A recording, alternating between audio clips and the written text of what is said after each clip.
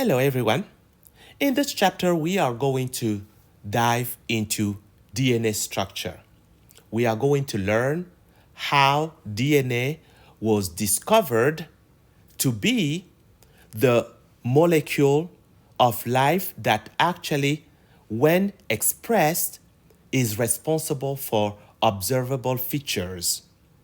We are also going to see how DNA is copied during the cell cycle so that the two new daughter cells can inherit the genetic information. So now, what are the outcomes? One, we are going to, first of all, dive into how DNA was identified and also describe the experiments that were performed to show that DNA is the genetic material. Then we are going to look into the making up of that DNA. What are the building blocks? And how are these building blocks organized in the macromolecule? Then we are going to dive into the process of DNA replication.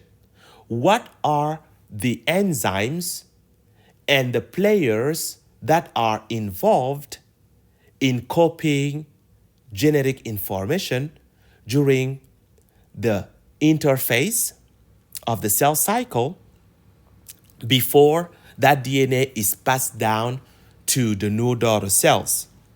And finally, we are going to take a look at some techniques of molecular biology that are used today to actually amplify sequences of DNA and also read the sequence of DNA, one nucleotide after another after another.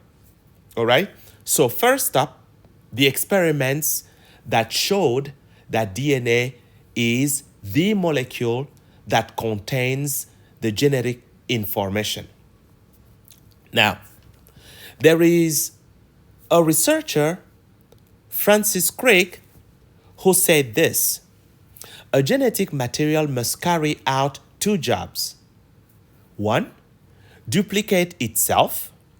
Two, control the development of the rest of the cell in a specific way. Okay? Now, later on, it was shown that DNA, out of all the molecules of life, now let me name the molecules of life. You have the carbohydrates or sugars, you have the lipids, you have the proteins, and you have the nucleic acids. Among the nucleic acids, you have DNA, the oxyribonucleic acid, and RNA, ribonucleic acid.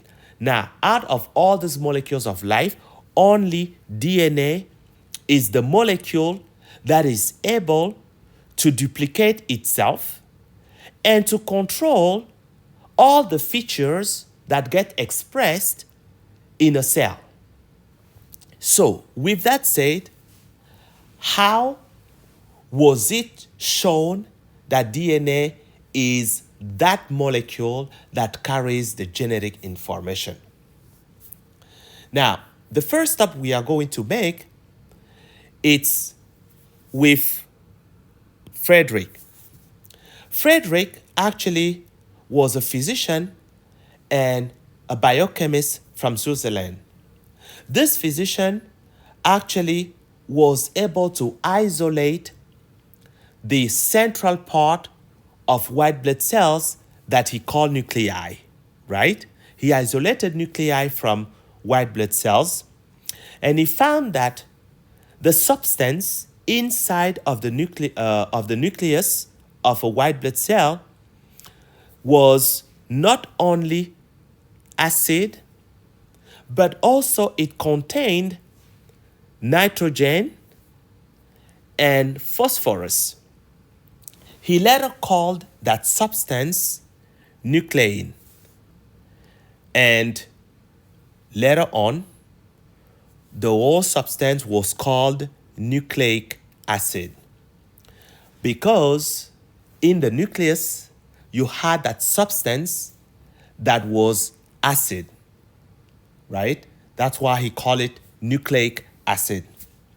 Then you have Archibald Garrod, who was a physician from England, who actually linked some birth defect with the lack of particular enzymes.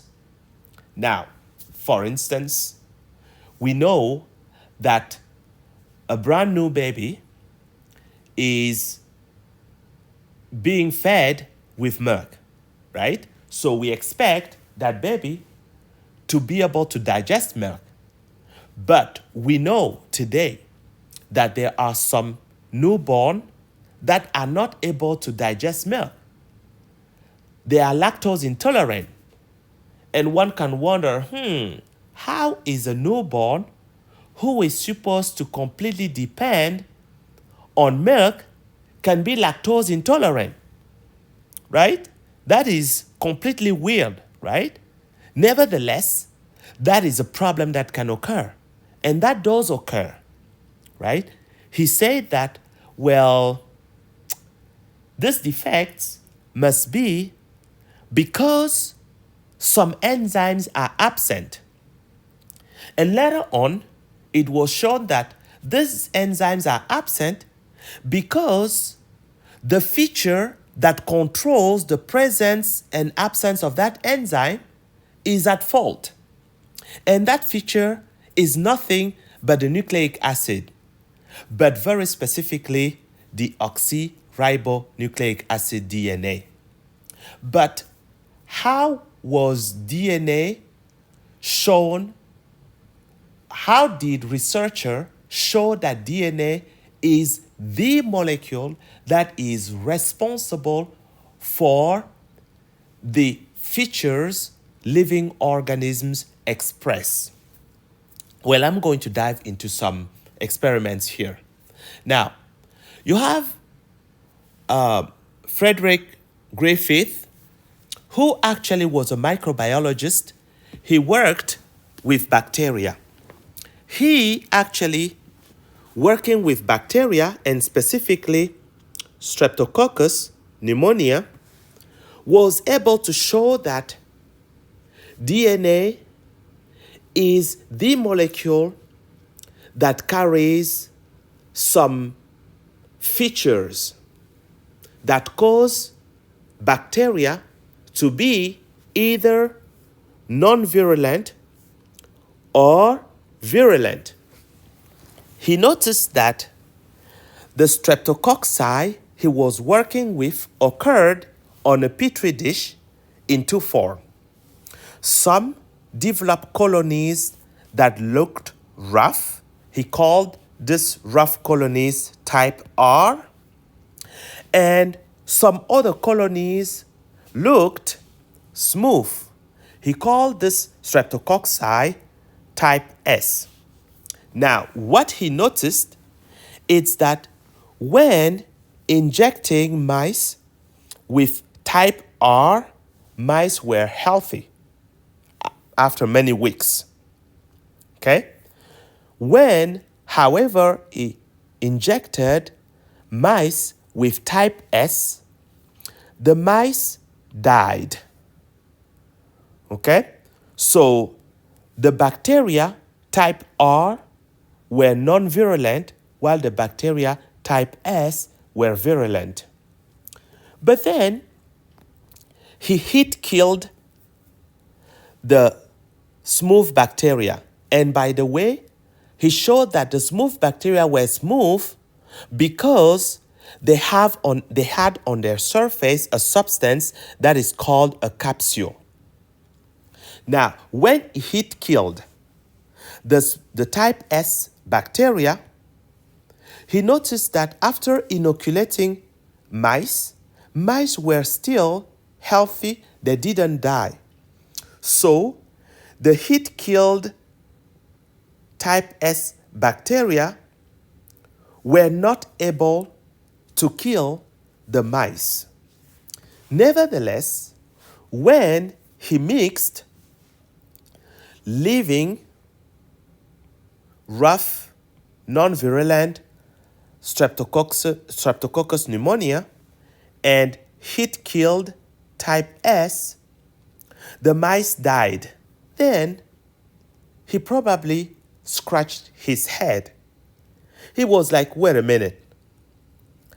I inoculated the mice with living type R with dead type S. How is that my mice are dying? Then he did a biopsy of the lungs of the mice.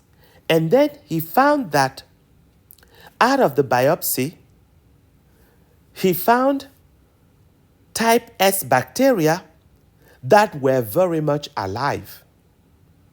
Okay? And he was like, wait a minute.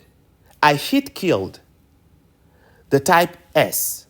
How is it that now I'm finding type S alive in the bacteria?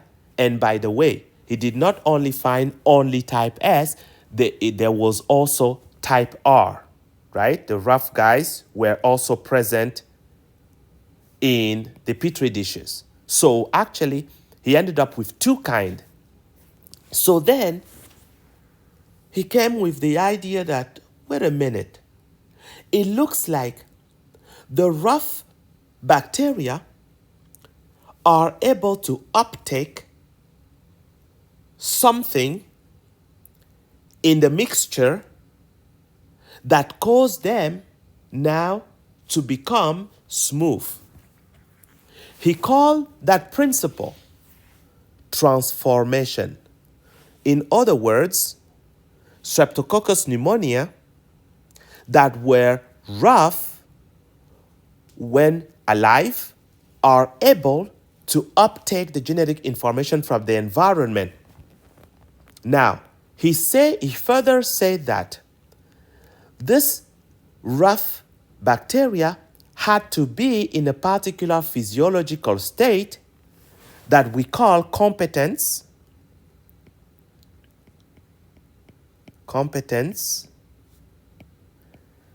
In other words, this bacteria had to be competent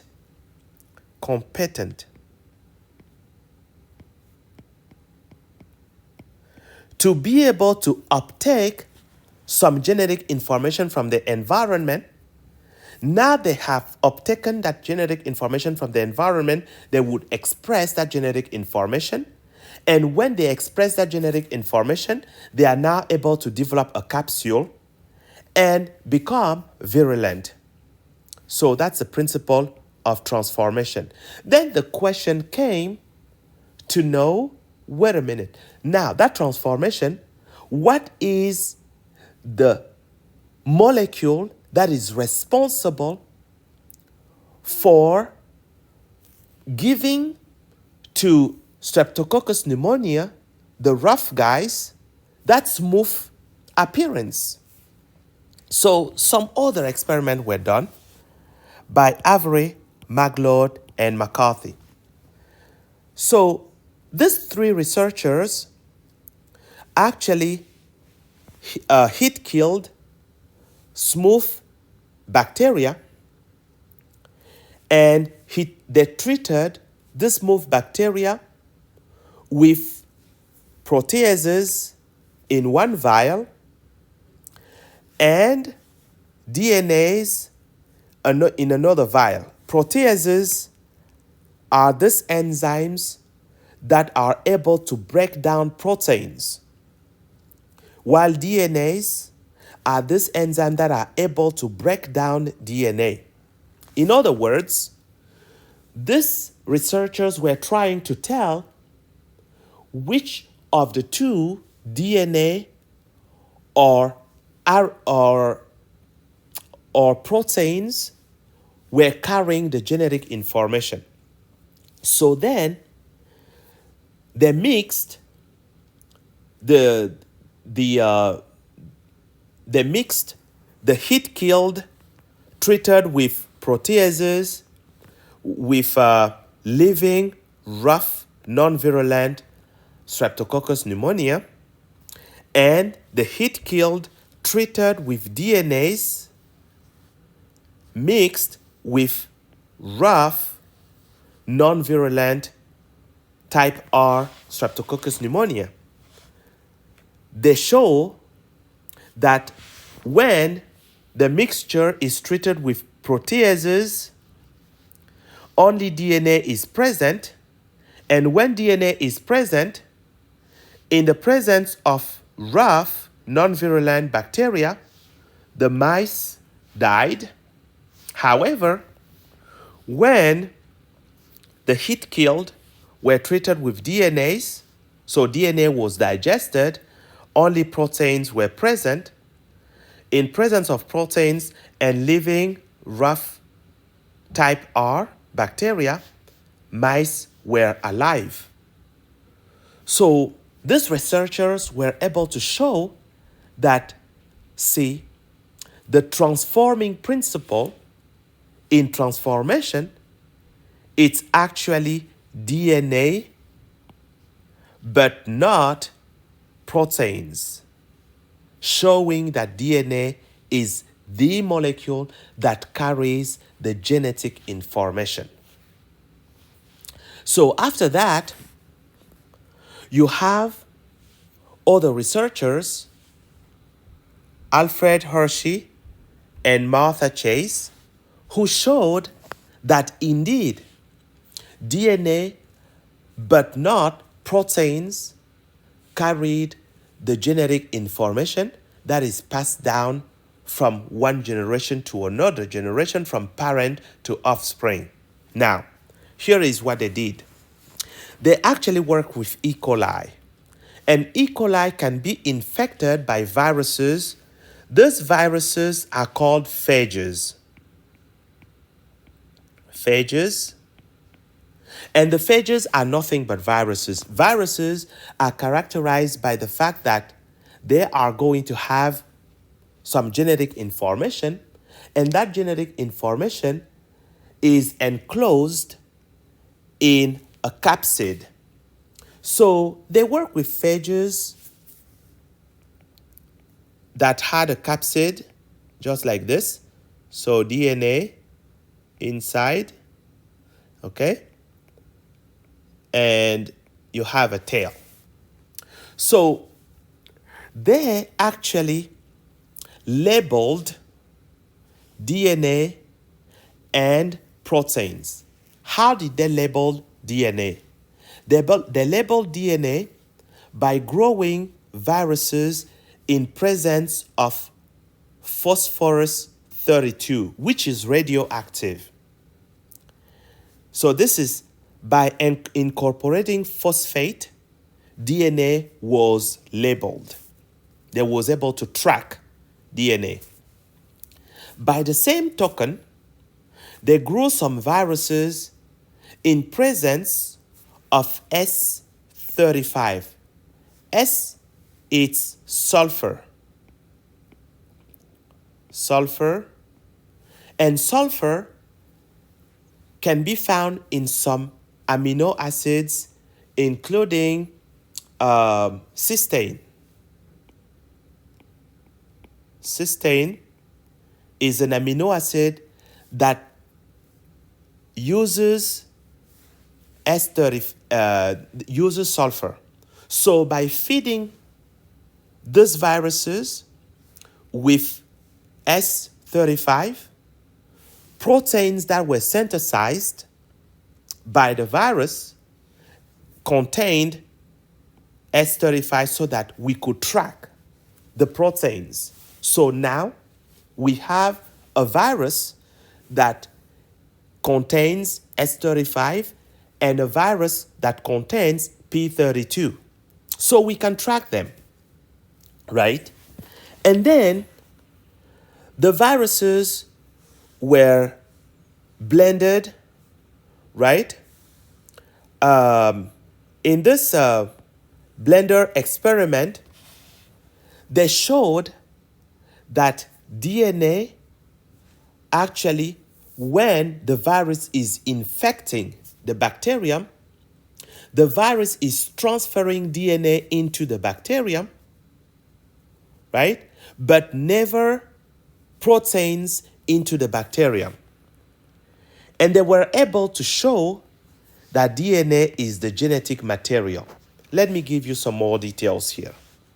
So, in the viruses that were labeled with S35, only the part where proteins were found were labeled. So, in other words, we have the protein coat that was radioactive, labeled with sulfur. On the other hand, the viruses that contained P32, actually only the genetic information contained phosphorus. So now they have two batches of viruses. Now, they infect now bacteria with the two batches of viruses. So what do we see? After the virus infect bacteria, we do see that after infection, the bacteria,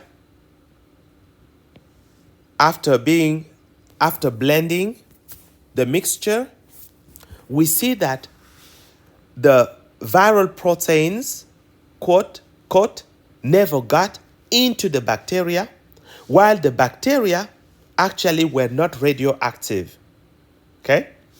Only viral particles were active, the proteins, obviously, right? While the cells, the bacteria, were non-radioactive. However, in the bacteria that were infected with viruses that were grown in presence of P32, after infecting the bacteria, all the bacteria contained P32, radioactive bacteria, all of them. All of them because they were infected with the virus, and when the virus infects the bacterium, it injects its DNA into the bacterium.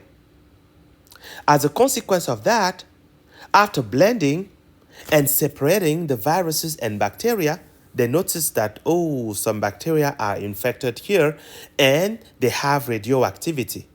So this is when they were able to show that DNA is the molecule that actually contains the genetic information and not the bacteria.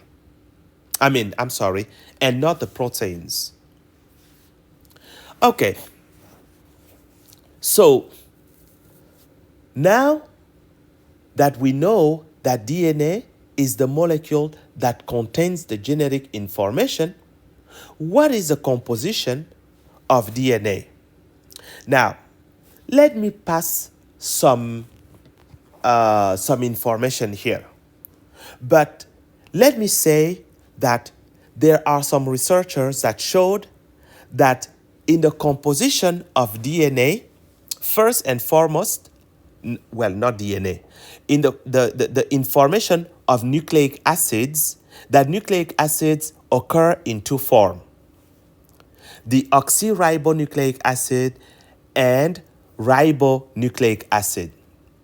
When looking at the details, some researchers showed that in the ribonucleic acid, the sugar present in that ribonucleic acid RNA is ribose. That's the sugar. While DNA, the deoxyribonucleic acid, the sugar is deoxyribose. So I want you to remember that ribose, it's a 5-carbon sugar. Deoxyribose is a 5-carbon sugar, right? Ribose is present in DNA. Ribose is present in RNA, while deoxyribose is present in DNA. Okay? Now, the researchers were also able to show that the building block of nucleic acid are called nucleotides. These nucleotides are made up of three portions: a sugar, which is a 5-carbon sugar, a phosphate group, and a nitrogenous base. Now, the 5-carbon sugar in DNA, again, it's deoxyribose. So, the researcher deduced, because DNA was the molecule that carried the genetic information, that deoxyribose is the sugar in DNA. That's what they were able to deduce. Please remember that.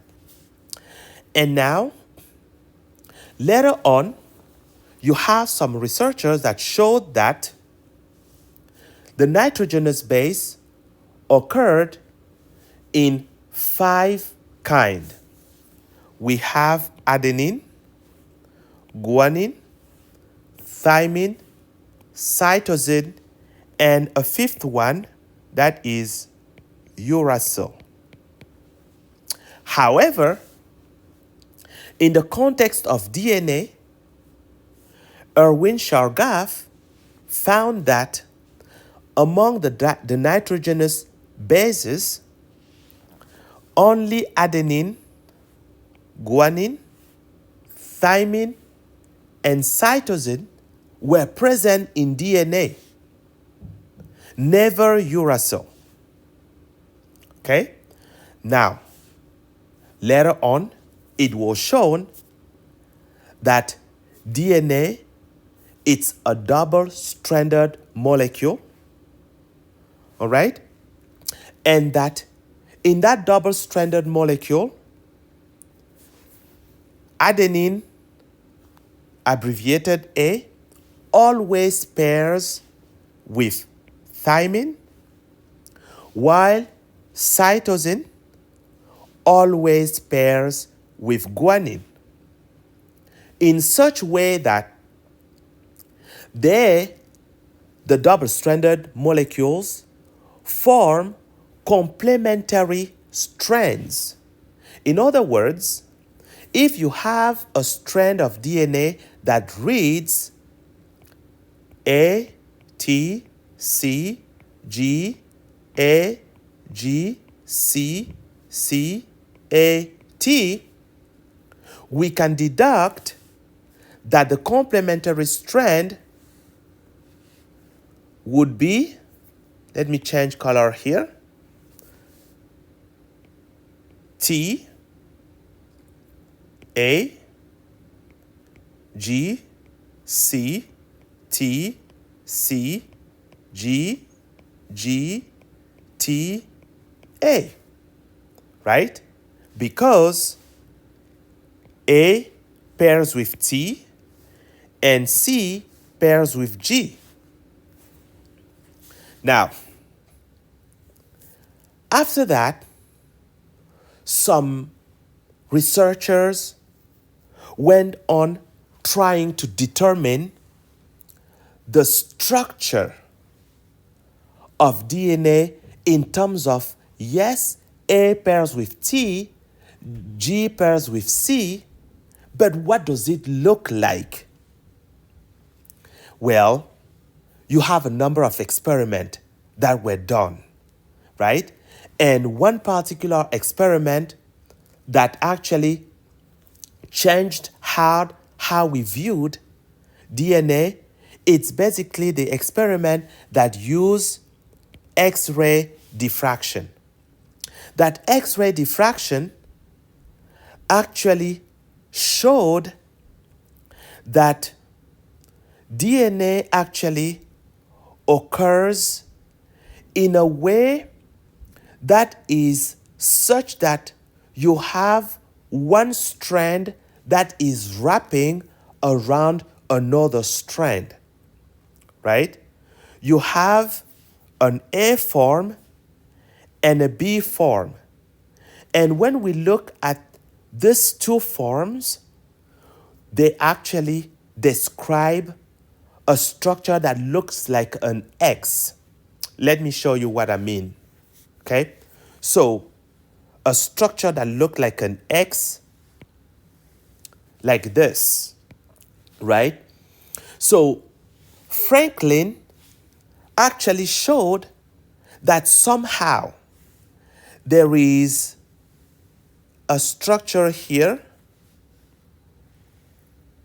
and here, and that they are connected together through this X, right? So actually there are two strands. One strand and another strand right here, and they are stabilized by something that connects them together. And later on, it was shown that DNA, it's a double helix molecule, and the two strands, we know they are complementary, and they are stabilized by hydrogen bonds. Now, there are two guys, James Watson and Francis Crick, who showed for the first time that actually the double-stranded molecule, it's a helix that is wrapping one around another. Okay? So it's a double helix molecule. And again, let me draw it again. So that's one strand. Let me draw the second strand. This would be the second strand. All right? And they are stabilized by hydrogen bonds. Hydrogen bonds are stabilizing them. Now, obviously, Watson and Crick never did any experiment to show the structure of DNA. However, they used the work that Franklin did and many other researchers to deduct the double helix structure of DNA. That's what they did.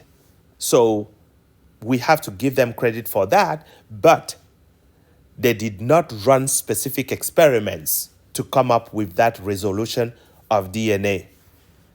Anyway, so here you have a number of researchers that were involved in actually solving that one, DNA is the molecule that carries the genetic information, and that genetic information can be passed down from parents to offsprings. The DNA is the genetic information that is responsible for the features that we see, right? The phenotype, right? And that DNA, it's a double helix. It is made up of nucleotides, and that these nucleotides are organized in a complementary way so that cytosine always pairs with guanine, while adenine always pairs with thymine. So this is what you need to remember. I'm not going to necessarily ask you who discovered what, right? I'm not going to bug you with that. What I'm going to bug you with, it's what was found, right? What is the structure of DNA? What is DNA made up of, right? I'm going to bug you with that. All right. So going further in the structure of DNA, it's a molecule that is a double-stranded molecule. It contains nucleotides, and these nucleotides are organized in such a way that we are going to have genes, and these genes are aligned on a chromosome. And all the chromosomes together, they form the genome that are found in your cells. But that genome has to fit in a teeny, teeny, tiny cell. The question we need to ask is, how is all the genome fitting in a teeny, tiny cell? And even more interesting, in a teeny, tiny nucleus. What is the structure of DNA so that it can all fit in that small space of the nucleus? So let's dive into some details here. So the genome is expressed, and the units that are expressed are called genes, right? Genes are sections of DNA molecules that, when expressed, can actually produce a phenotype, right? And that phenotype, it's basically proteins that are made up of amino acids. Some of the proteins are structural proteins. Some of the proteins are enzymes that are designed to perform metabolic reactions, right? So you understand that no matter how we turn things, everything boils down to proteins. And when the proteins are active, they are going to be responsible of the phenotype that we see, right? Now, the genes, they are made up of building blocks that we call nucleotides, okay? And these nucleotides, they are going to have a phosphate group, a 5-carbon sugar, and a nitrogenous base. Now, the nucleotide, they occur in two groups: the purines, including adenine and guanine, and the pyrimidine, cytosine, and thymine. All right? Now, the purines and pyrimidines, they are also going to be different because of the number of rings they have. Let me show you. The purines have 2 rings. Adenine has 2 rings. Guanine has 2 rings. These 2 nitrogenous bases are purines. The pyrimidines, they have 1 ring. Cytosine has 1 ring. Thymine has 1 ring. Now, when the nucleotides come together, they are going to form a chain, a polynucleotide. This is a polynucleotide that you have on your right-hand side, right? This polynucleotide has 1 nucleotide here, 2 nucleotide, 3, 4, and now you see that actually this polynucleotide has a backbone of sugar and phosphate. So you have a sugar, phosphate, sugar, phosphate, sugar, phosphate, sugar, phosphate. So we have a sugar-phosphate backbone. That sugar-phosphate backbone is made possible because of a phosphodiester bond. Phosphodiester, okay? So, in other words, you have an ester bond here and another ester bond that is going to develop here. So it's a phosphor, 1 ester, another ester bond, phosphodiester bond. All right? That phosphodiester bond creates a sugar-phosphate backbone. Please remember that. Now, we said that DNA, it's a double helix. That double helix actually is organized in such way that the two strands are running in an anti-parallel fashion. You know, just like these two zebras. Okay? Let me change my color here. So this zebra, they are both positioned and in an anti-parallel fashion. Well, we can say this for DNA because actually when we look at the strand of DNA, we're going to notice that if we call this strand A and this one strand B, we notice that the sugar, phosphate, sugar, phosphate, sugar, phosphate runs in such way that at the extremity right here, we're going to have here a OH, but at the extremity here, we have a phosphate. Okay? And then this other strand, the B strand, we're going to have a phosphate here and an OH here, so that actually the phosphate here is at an opposite end compared to the phosphate here in B. Phosphate in A is at an opposite end of the phosphate in B, while the OH in A is at an opposite end of the OH in B. Remember that. Now, the molecules are oriented in an anti-parallel fashion. Now, how do we determine the orientation of a molecule of DNA? We orient a molecule of DNA based on the carbon on the sugar molecule, the deoxyribose. Now, the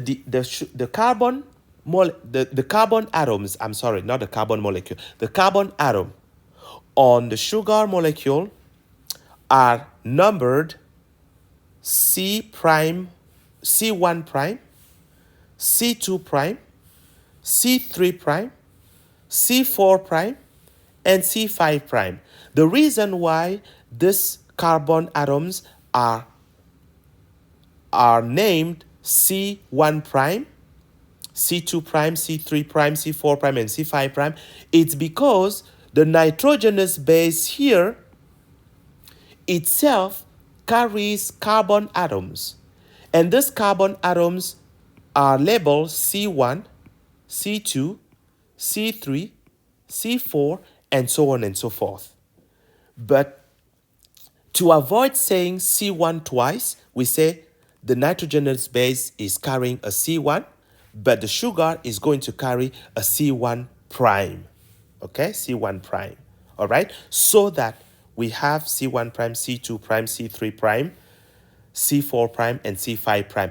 And we notice that the OH is carried by the C3 prime, so that we always call this extremity here 3 prime OH, while the C5 prime carries a phosphate, so that we call this extremity 5 prime phosphate. Please remember that. So that when we look at a double-stranded molecule, we have 5 prime phosphate, 3 prime OH right here. All right? So this strand is running in this direction, while this strand is running in this direction. Notice that the two strands are stabilized by hydrogen bonds. Okay? Now, between adenine and thymine, we have 2 hydrogen bonds. Between cytosine and guanine, we have 3 hydrogen bonds, right? Okay? So please remember that DNA is an oriented molecule. The 2 strands are anti-parallel. One strand runs from 5 prime toward 3 prime. When we say 5 prime, there is a phosphate here. When we say 3 prime, there is a OH here.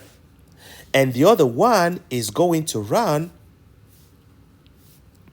5 prime phosphate, 3 prime OH. All right? Now, what I have not said is that this orientation is actually determined by the way genes are being read or the way the DNA polymerase, which is the enzyme that copies DNA, is running. Let me close that parenthesis for now. We are going to address that later. Okay?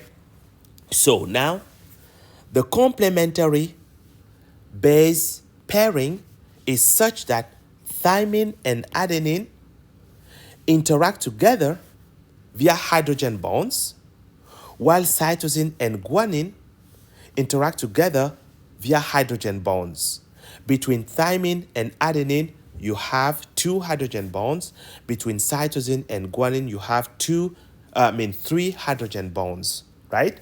So that we have complementary strands here. In other words, knowing the sequence of one strand, you can deduct the sequence of another strand. All right? All right. So DNA, it's not a naked molecule in the nucleus. DNA is complexed with some proteins. These proteins are called histones. Histones are positively charged proteins that are going to interact with DNA that is a molecule that is roughly negatively charged. Why negatively charged? Because of the phosphate groups. Okay? Therefore, histones are going to mingle with DNA in such a way that DNA is going to form coils around histones. And again, histone is positively charged, DNA is negatively charged. By mingling like that, because of the negative charge, the DNA mingling with histones form structures that we call nucleosomes. These nucleosomes are beads. These beads are going to form coils. And these coils are the one that form what we call chromatin. Okay? Chromatin. When the chromatin condenses, we have chromosomes. Okay?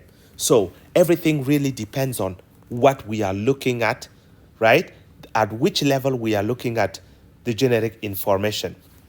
So the DNA is highly condensed in such a way that when DNA is naked, we have a double-stranded molecule, right? That is stabilized by hydrogen bonds, right? But in the nucleus, DNA is complexed with histones, right? Forming nucleosomes. This is one nucleosome, another nucleosome, another nucleosome, another nucleosome. These nucleosomes are going to complex together to form chromatin, right?